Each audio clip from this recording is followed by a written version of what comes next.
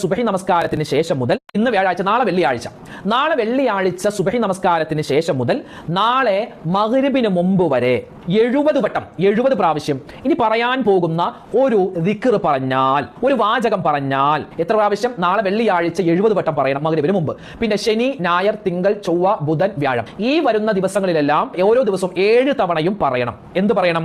അല്ലാഹുമ്മ ക്ഫിനി ബിഹലാലിക അൻ ഹറാമിക വഅഗ്നിനി ബിഫളിക അമ്മൻ സിവാക്. ഒന്നുകൂടി, അല്ലാഹുമ്മ ക്ഫിനി ബിഹലാലിക അൻ ഹറാമിക വഅഗ്നിനി ബിഫളിക അമ്മൻ സിവാക് എന്ന് ഒരു മനുഷ്യൻ 70 വട്ടം വെള്ളിയാഴ്ച ദിനത്തിൽ പറഞ്ഞു.